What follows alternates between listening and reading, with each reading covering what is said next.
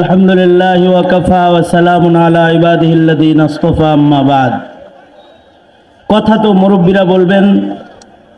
আজকে তো সারা বাংলাদেশের আকাবির মুরব্বী হযরতগণ আজকের এই মহাসমাবেশে উপস্থিত হয়েছেন।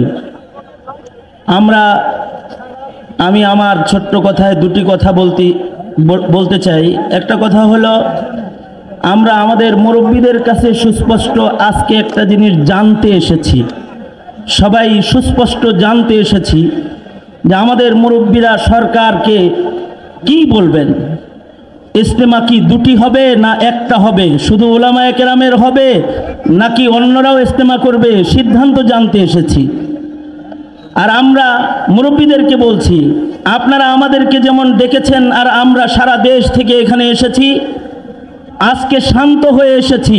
কেউ যদি আমাদের শান্ত পরিবেশকে অশান্ত করার চেষ্টা করে তাহলে আমরা এর জবাব দিতে বারবার জানি, এর প্রমাণ আমরা দিয়েছি।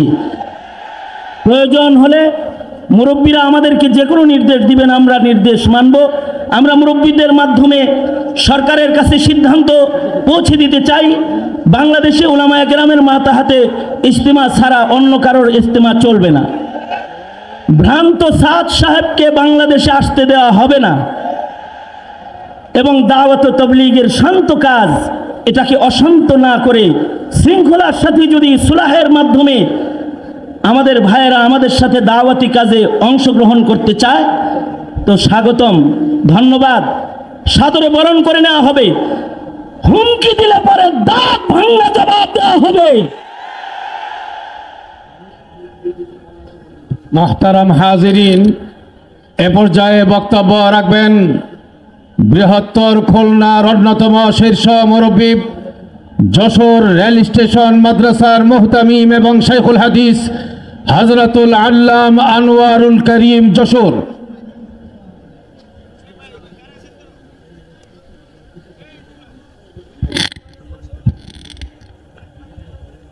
বিসমিল্লাহির রহমানির রহিম। কোনো প্রকার ভূমিকা ছাড়া তাবলীগ যদি দিন হয়, দিন চলবে উলামায়ে কেরামদের নির্দেশ অনুযায়ী। উলামায়ে কেরামদের নেতৃত্ব ছাড়া যেটা চলবে সেটা দিন হবে না, সেটা দল হতে পারে এবং সে দলও হবে ভ্রান্ত দল। এই জন্য উলামায়ে কেরামদের তাবলীগ নেতৃত্বের তাবলীগ, কাকরাইল উলামায়ে কেরামদের নেতৃত্বের তাবলীগওয়ালাদের জন্য, টঙ্গীর ময়দান তাবলীগওয়ালাদের জন্য এবং সারা বিশ্বের মুরব্বিয়ানে কেরাম যে তারিখ ফয়সালা করবেন ইজতেমার জন্য, সেই তারিখে ইজতেমা হবে। আগে কোনোদিন কেউ কোনো সরকার তারিখ নির্ধারণ করেনি, এখনও সরকার নির্ধারণ না করার চেষ্টা করি। সবার কাছে, বিশেষ করে সরকার বাহাদুরের কাছে এইটা আমাদের অনুরোধ।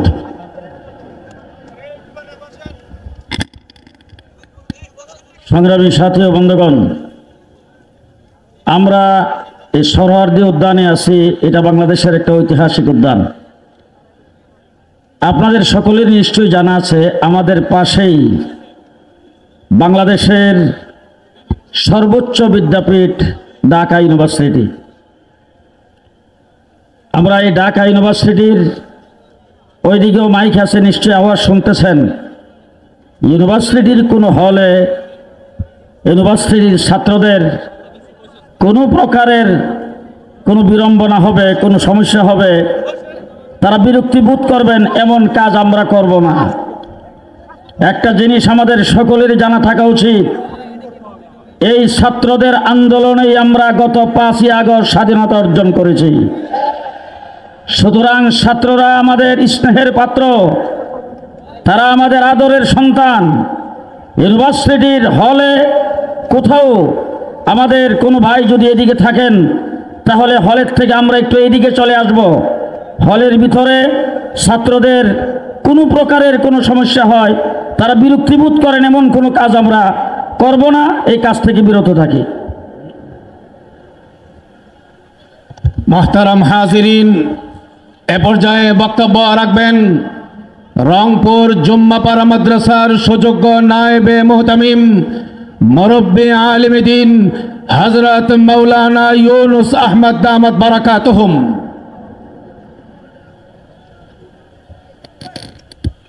নাহমাদু ওয়া নুসাল্লি আলা রাসূলিল কারীম, আম্মা বাদ।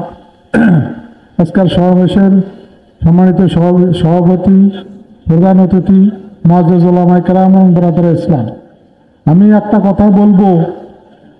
এই তবলিগ প্রতিষ্ঠা করছিলেন ইলিয়াস রহমতুল্লাহ আলাইহি জাহান্নামগামী লোকদের জন্য জান্নাতে নেওয়ার জন্য এবং সারা বিশ্বের উম্মতকে এক প্ল্যাটফর্মে আনার জন্য। যুগ যুগ ধরে এইভাবে চলে আসছে। শেষ সময় এসে বিতর্কিত সাদ, ভণ্ড সাদ সারা বিশ্বের মধ্যে অস্থিরতা সৃষ্টি করেছে। এটাকে ভাগ করে অস্থিরতা সৃষ্টি করেছে শুধু তার নিজের স্বার্থের জন্য।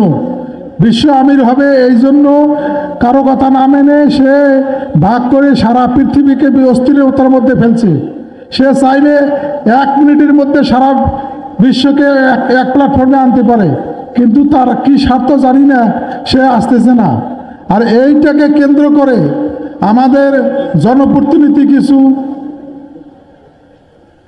সদস্যরা, উপদেষ্টারা তার পক্ষ অবলম্বন করি বৈষম্যের ফতোয়া দিচ্ছে। আপনাদেরকে জনগণের প্রতিনিধি রাখছে দেশে বিশৃঙ্খলা সৃষ্টি করার জন্য নয়, বৈষম্যের ফতোয়া দেওয়ার জন্য নয়। আপনারা হক আর বাতিলের আগে সংজ্ঞা বোঝেন, সাদ কি করছে এটা আগে বোঝেন। নিজে না বুঝলে ওলামায়ে কেরামের কাছে বুঝে নেওয়ার চেষ্টা করেন, ওলামায়ে কেরামের কাছে বুঝে নেওয়ার চেষ্টা করিয়ে বুঝার পরে তারপরে আপনারা ফতোয়া দেন, বৈষম্যের ফতোয়া দেন। বৈষম্যের ফতোয়া দিয়ে সারা বাংলাদেশে অস্থিরতা সৃষ্টি করবেন না। এর দ্বারা ভাই কিন্তু আপনাদেরকে নিতে হবে। আলহামদুলিল্লাহ। মোহতারাম দোস্ত, এ পর্যায়ে বক্তব্য রাখবেন হযরত মাওলানা আব্দুল হালিম দামাত বারাকাতুহুম, মুহতামিম খাজা মাইনুদ্দিন চিশতি রহমতুল্লাহি আলাইহি মাদ্রাসা বরিশাল।